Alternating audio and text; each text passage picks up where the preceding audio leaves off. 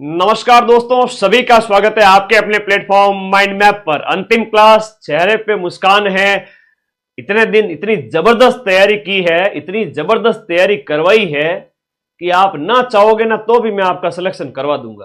कारण यह है कि रिवीजन बड़े जबरदस्त हो चुके हैं और जब रिवीजन जबरदस्त होते हैं तो सिलेक्शन होना पड़ता है। आज की जबरदस्त क्लास में आप सभी का स्वागत है।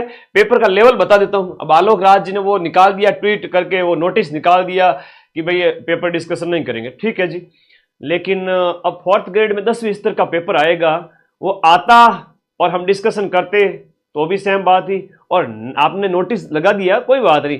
आज की क्लास में से बाहर चले जाए तो बता देना। आज की इस क्लास में से 19 आपका जो 18, 19 और 19, 20 और 21 सितंबर वाला जो पेपर है उसमें 80 क्वेश्चंस के आसपास सीधे सीधे प्रश्न मिलने पड़ेंगे।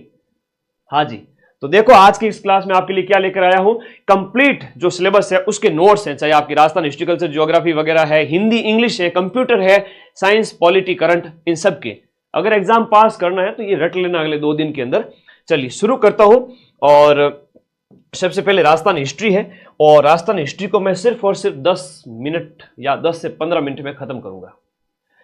सिर्फ और सिर्फ 10 से 15 मिनट में राजस्थान हिस्ट्री खत्म करूंगा। और आ जाइए शुरू करते हैं। सबसे पहले ध्यान दीजिएगा, जो मोस्ट इंपोर्टेंट है मैं केवल उसके ऊपर बात करूंगा। मोस्ट इंपोर्टेंट चीज के ऊपर बात करूंगा कि राजवंश आपके सिलेबस में है और सभ्यताएं आपके सिलेबस में है। सभ्यता का एक पेज और ऐड करके भेज दूंगा, उसमें कौन कहां की सभ्यता है बस इतना याद रख लेना। किसने खुदाई की, कौन से जिले में स्थित है, इससे ज्यादा कुछ नहीं पूछेंगे। चौहान राजवंश की बात करें तो ये आपके जो है अग्निकुंड से उत्पन्न बताए गए हैं। इनमें आपको याद रखना है, चंद्र बरदई ने बताया 4 उसमें। चौहानों के अंदर अभी जो प्रश्न पूछा गया था पटवारी वाले पेपर में, तो चौहानों में जो आदि पुरुष या मूल पुरुष, जो मैं आपको इंपोर्टेंट बताऊं वो थोड़ा ध्यान देना। आदि पुरुष या मूल पुरुष वासुदेव चौहान था। अब वासुदेव के बाद में इनकी जो अलग अलग शाखाएं स्थापित हुई थी, नाडोल में बात करें तो ये उसके बाद में ये सेकंड शाखा है जो यहां पर स्थापित हुई थी। तो नाडोल पाली कर देना, उसके बाद में जालोर, सिरोही, नाडोल, रणथंभौर और आपके हाड़ौती क्षेत्र में कोटा बूंदी। तो यहां पर चौहानों का राज था। कौन इसका संस्थापक था ये आप लोगों को थोड़ा ध्यान रखना है कि संस्थापक कौन था। तो जैसे गोविंदराज वाला पूछ लिया जाता है रणथंभौर में, लक्ष्मण चौहान यहां पूछ लिया जाता है, थोड़ा थोड़ा ध्यान रखना। अब इसके अलावा ज्यादा कोई विशेष ध्यान रखना नहीं है, आपको बस देखते जाना है। मैं आपको जो बताऊं सिलेबस के अकॉर्डिंग वो देखते जाओ।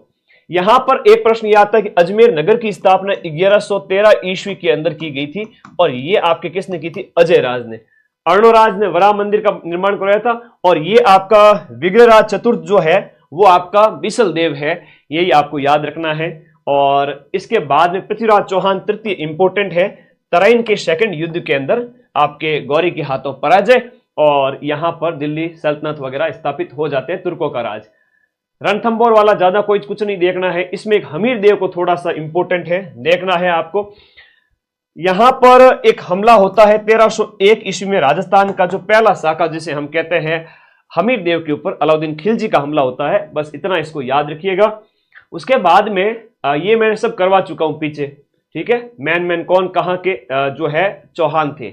एक जालोर के चौहानों में प्रश्न आता है आपका कानरदेव चौहान, ये आपके कानरदेव के बारे में। 1308 ईस्वी में शिवाना का हमला और 1311 ईस्वी में अलाउद्दीन खिलजी का जालोर के ऊपर हमला होता है। बस इसका इतना ही याद रखना है।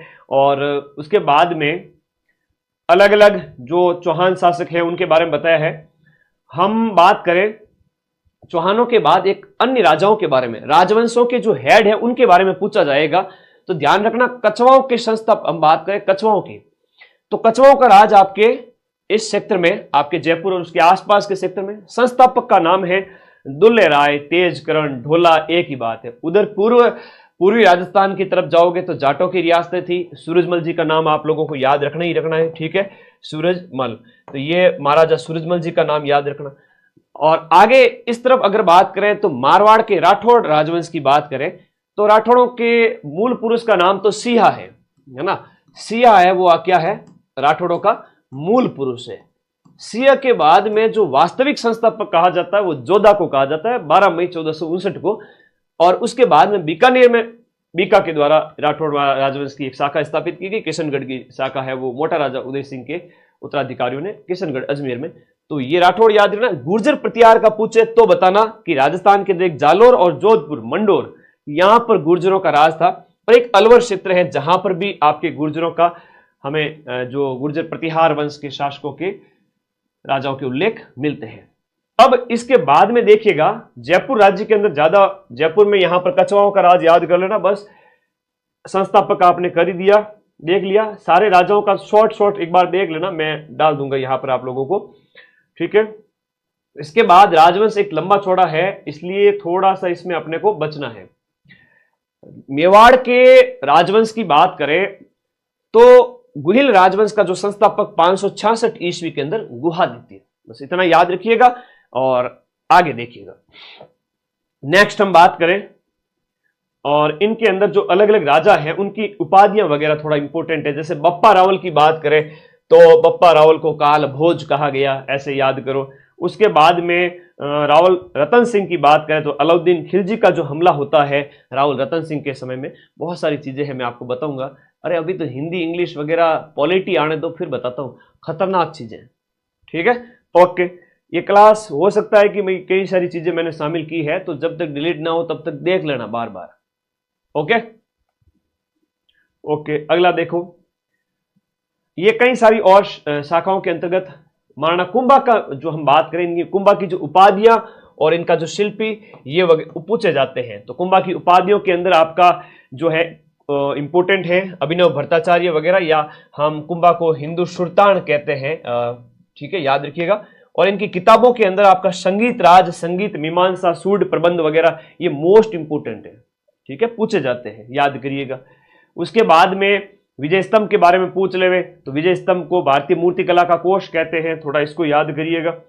इन राजाओं को थोड़ा देखिएगा, सांगा को हिंदू पथ कहते हैं, यह याद रखिएगा, और खनवा का युद्ध वगैरह, और इसके साथ साथ अन्य राजाओं को देख लीजिएगा। हालांकि एकदम नॉर्मल आपको डिस्कशन करना है इसके अंदर, है ना।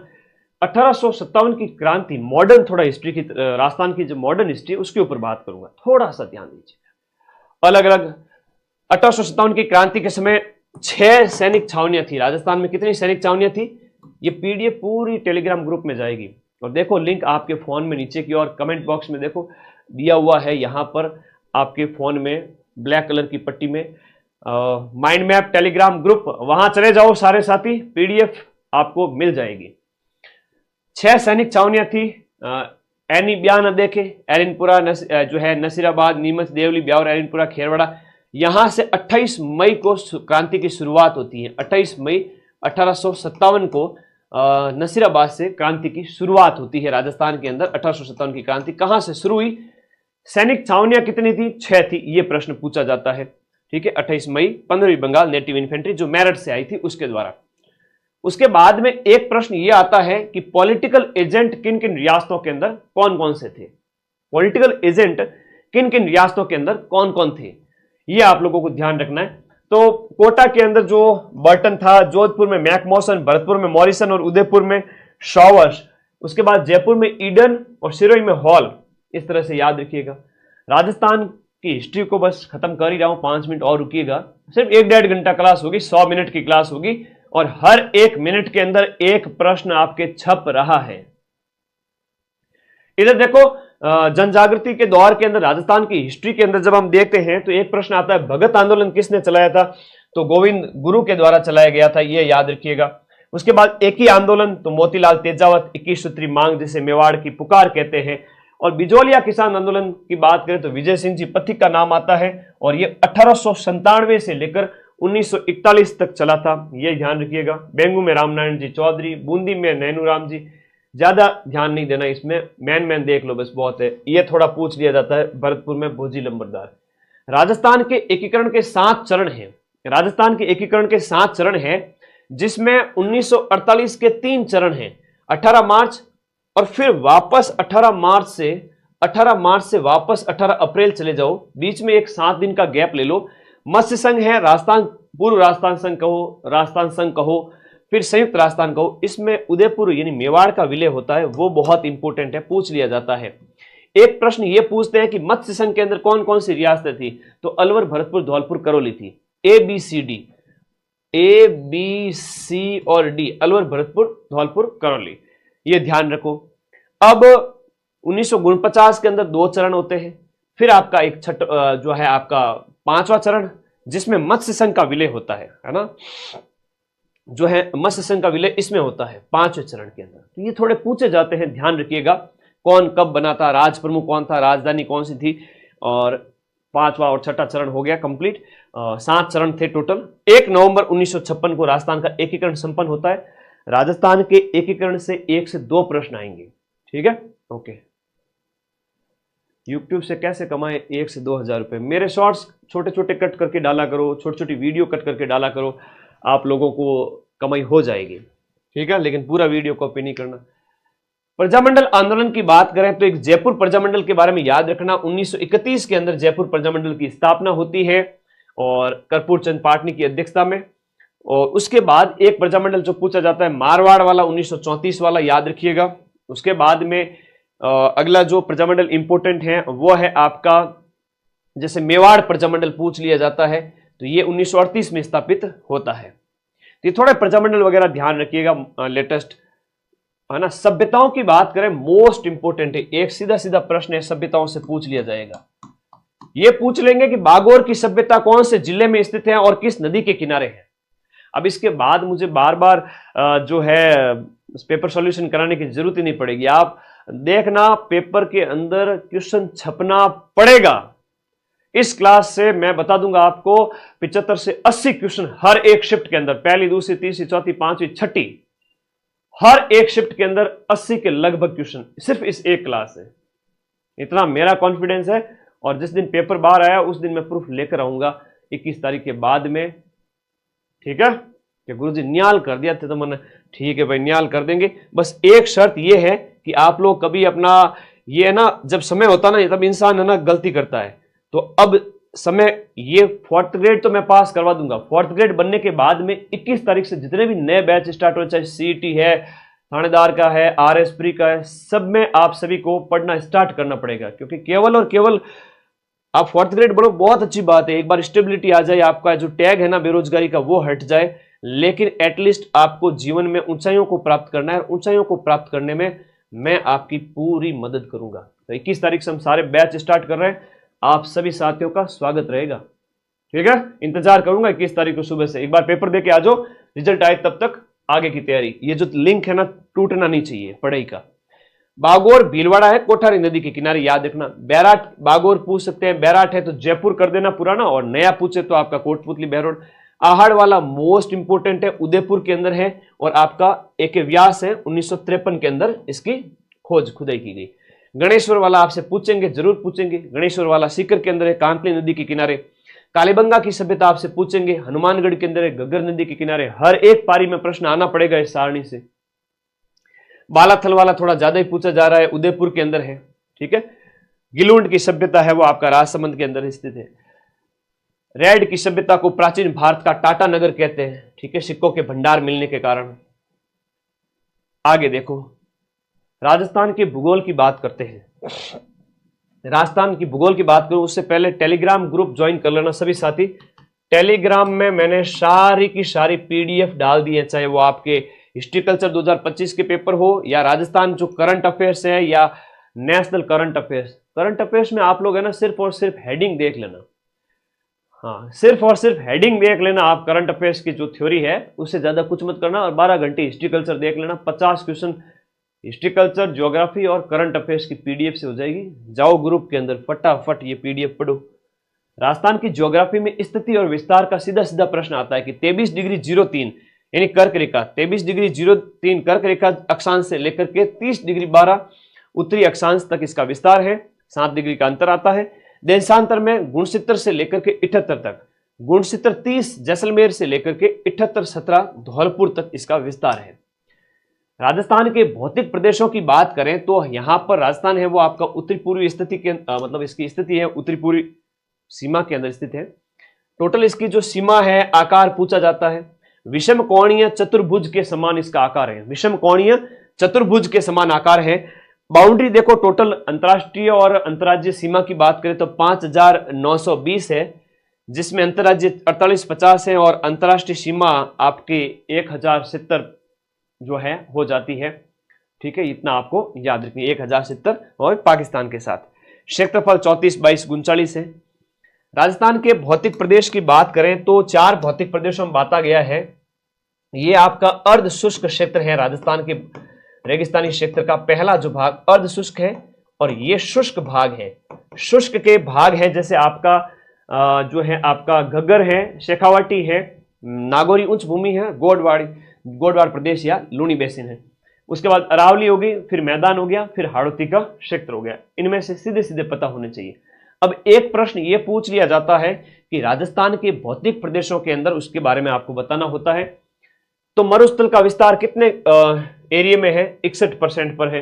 अरावली 9% पर है, मैदान 23 पर है और हाड़ौती जो पठार है वो आपका लगभग 7% के आसपास है। डाटा याद रखना, जनसंख्या कितनी रहती है, कैसी मिट्टी है, कैसी जलवायु है।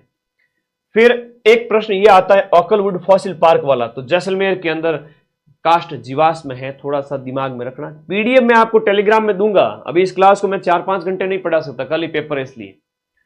हाँ, आप रिवीजन कर लेना, मजा नहीं आ जाए तो कहता एक सारे के सारे क्वेश्चंस मिल जाएंगे वहां से, ये मेरा वादा है दिल से। हर एक पारी के अंदर 80 क्वेश्चंस इस क्लास से मिला के दिखाऊंगा, ठीक है ना। अब आलोक राज भी परेशान हो रहे, करे तो करे क्या। वो 4th ग्रेड का पेपर इतना हल्का आएगा कि वो अगर बच्चों ने मुझे कह दिया ना कि सर आज ये क्वेश्चन पूछे, आधे घंटे के अंदर 100 क्वेश्चन वैसे के वैसे बना दूं, अगली पारी में वो आने पड़ेंगे। इसलिए कहा कि वो डाकी आदमी बैठा है, उससे बच के रहने का एक ही तरीका है कि नोटिस निकाल दो। पर मैं तो आज पहले ही दे दिया आपको पूरा पेपर। ये पूरा पेपर है, 300 स्लाइड्स है छोटी छोटी, इसको पढ़ लेना, इससे बाहर क्वेश्चन नहीं जाएंगे। थार का गड़ा इसको कहते हैं, ठीक है। गुरु शिखर सर्वोच्च चोटी है। उड़िया का पठार कहाँ है? आपका सिरोही में, राजस्थान का सबसे ऊंचा पठार। जलवायु का एक प्रश्न आएगा जहां पर आपका ये जो कोपेन का जलवायु वर्गीकरण है ना, ये आपसे पूछा जाता है। कोपेन वाला जलवायु वर्गीकरण आपसे पूछा जाता है। जहां हम बात करते हैं BWHW की बात करते हैं तो पश्चिमी राजस्थान की बात करते हैं। अर्ध ये शुष्क प्रदेश की बात हो रही है, एकदम सूखा प्रदेश है। और BSHW है, ये अर्ध शुष्क की बात हो रही है, अर्ध शुष्क की बात हो रही है। और फिर आगे देखो, CWG है तो मैदान है, AW है तो ये हाड़ौती क्षेत्र और दक्षिणी राजस्थान है। अब इसमें कोई गलती मत कर देना, प्रश्न तो आना पड़ेगा। पेपर में छप चुका है, कल वाले में पेपर में छप चुका है। मैं तो छोड़ता नहीं हूं, RS प्री और थानेदार वाले पेपरों को वहां मिला देता हूं राजस्थान में सबसे हाईएस्ट प्रूफ के साथ में। मुझे तो अब कल आ जाता मेरे सामने तो मैं फिर, इसलिए टेंशन ना लो, तुम सबकी नौकरी लगेगी। चलो माँ का आशीर्वाद दिलवा देता हूं एक बार आज फिर से। बहुत मैं आनंदित हूं कि मुझे इस बात की खुशी है कि माँ का आशीर्वाद आप सभी के साथ रहे। बस आप लोग अपने इस चैनल को सब्सक्राइब करके रखना। मैं देखता हूं आज आप कितने साथी अपने इस चैनल को सब्सक्राइब करते हैं। मेरा आशीर्वाद मिल जाएगा आपको चैनल सब्सक्राइब करने के साथ ही। तो माँ हमारे साथ है हमेशा। मैं फिर से कहूंगा 54,000 पद बहुत ज्यादा होते हैं, आपका सिलेक्शन होना पड़ेगा। प्रकृति साजिश रच रही है आपके नौकरी लगाने के लिए और हर उस बच्चे का सिलेक्शन हो रहा है जिसने थोड़ी बहुत भी मेहनत की है। तो कर लो सब्सक्राइब अपने इस चैनल को। सारी इंफॉर्मेशन, सारी पढ़ाई अपने इसी प्लेटफॉर्म पे हम करेंगे। सीधा सा प्रश्न एग्जाम में आ जाता है, ये पूछ लेते हैं कि अरब सागर में गिरने वाली नदियां कौन सी है। अगर किसी को नहीं पता हो तो अरब सागर इस तरफ है, इधर बंगाल की खाड़ी है। लूणी नदी हो गई, उसके बाद माही हो गई, पश्चिम बनास हो गई, पश्चिम बनास हो गई, माही हो गई, लूणी हो गई, ये आपके अरब सागर में गिरती है। सीधा सा प्रश्न आएगा। अब इसकी सहायक नदियां भी कई बार पूछ लेते हैं, जैसे सूखड़ी बांडी किसकी सहायक है? लूणी अजमेर के नागपाड़ से निकलती है। माई कहां से निकलती है ये ध्यान रखो। पश्चिम बनास है तो वो आपके सिरोही से निकलती है। कुकड़ी, सूकली वगैरह ये इसकी सहायक नदियां हो जाती हैं। चंबल नदी है, बनास है, ये सब आपके बंगाल की खाड़ी की तरफ जाती है। और बनास नदी के कई सारे उपनाम हैं, जैसे वन की आशा, वर्णाशा इसको कहते हैं, ध्यान रखना। चंबल नदी के उपनाम आपको याद रखो, इनकी लंबाई साथ में दी गई है। चूलिया जलप्रपात कौन सी नदी पर बना हुआ है, ये पूछा जाता है। राजस्थान का सबसे ऊंचा जलप्रपात। ये पूछा जाता है कि आपके 4 जो डैम बने हुए हैं ये कौन सी नदियों पर बने हुए हैं, ये डैम का भी प्रश्न आपसे पूछा जाता है। ठीक है, सहायक नदियों का प्रश्न भी आपसे पूछ लेते हैं। बेड़च की बात करें, आजकल बेड़च थोड़ी ज्यादा ही पूछी जा रही है ना। बेड़च वगैरह, ये बनास जो है बनास है, इसकी सहायक बेड़च है। ये थोड़ा आजकल ज्यादा ही पूछा जा रहा है, इंपोर्टेंट क्वेश्चन है। अगला देखिएगा, हम अंतः प्रवाही नदियों के अंदर सीधा हेडिंग देखो, सीधा इस हेडिंग को देखो और सीधा इस पॉइंट को देखो यहां पर कि गगर है, कांतली है, आपकी बाणगंगा है, साबी है, रूपारेल है। सिर्फ और सिर्फ हेडिंग पता हो तो मामला बहुत है। इतना पढ़ लीजिएगा, बहुत है, इतना पढ़ लीजिए, बहुत है। हेडिंग पढ़ लो कि कौन कौन सी अंतः प्रवाही नदियां हैं जो विलीन हो जाती है। सिंचाई परियोजनाएं आपके सिलेबस में है। सिंचाई परियोजना से यह प्रश्न आएगा, भाखड़ा नांगल किन के बीच की है? राजस्थान, पंजाब, हरियाणा। माही बजाज सागर में राजस्थान की 45%, गुजरात की 55% हिस्सेदारी। ब्यास परियोजना, चंबल परियोजना, इंदिरा गांधी नहर परियोजना जिसमें 7 लिफ्ट नहरें और 9 शाखाएं हैं। गंग नहर परियोजना है, राजीव गांधी है। नर्मदा है तो गुजरात, राजस्थान, और इधर बीसलपुर है तो इंपोर्टेंट है, राजस्थान की सबसे बड़ी पेयजल परियोजना। ये सारी मैंने लिख दिया है पेयजल परियोजना। इसमें एक काली सिंध का पूछ लेते हैं, भीम सागर का पूछ लेते हैं, छापी पूछ लेते हैं, तो ये सब झालावाड़ के अंदर है। कोटा का पूछे तो तकली पूछ लेते हैं, सावन भादो परियोजना पूछ लेते हैं, परवन परियोजना आपके हाड़ौती क्षेत्र के अंदर ही, ठीक है। और ये आप लोगों को पिपलाद परियोजना है, इसरदा है, ये सीधे सीधे प्रश्न आएंगे। डूंगरपुर में सोम कमला अंबा है। झीलों का प्रश्न भी एग्जाम में आपसे पूछा जाएगा कि जैसे सांबर झील है तो वो रामसर साइट है, टोटल 4 रामसर साइट याद रखना। खारे पानी की झीलें हैं तो वो भी थोड़ा ध्यान रखो, ठीक है। खारे पानी में डीडवाना वगैरह, ये लूण करणसर वगैरह, ताल छापर, फलोदी, कावोद। मीठे पानी की झीलों में जयसमंद है जो कि आपके वर्तमान में सलूम्बर जिले में स्थित है, ठीक है। और इस तरह से याद रखो, जयसमंद, पिचोला, फतेह सागर, उदय सागर, राजसमंद। तो मीठे पानी की अलग है, खारे पानी की अलग है। इतना सा दिमाग में सेट कर लेना कौन कौन सी है, उससे ज़्यादा अपने को दिमाग, मतलब जब मैं आपको पीडीएफ दूँ तो आप इस पीडीएफ में उलझना मत। कोई भी बच्चा हर 2 घंटे में इस पीडीएफ को पढ़ के साइड रख सकता है। तो जिनका कल और परसों पेपर है, कल नहीं मतलब परसों पेपर है, उससे आगे है 21 तारीख को, तो वो बच्चे क्या है, कि इस पीडीएफ को 10 बार देख सकते हैं, ठीक है। 10 बार देख सकते हैं। ये आप लोगों को विशेष ध्यान रखना। मतलब ये हुआ कि इतनी छोटी पीडीएफ है कि आप एग्जाम से पहले 10 बार देख सकते हो।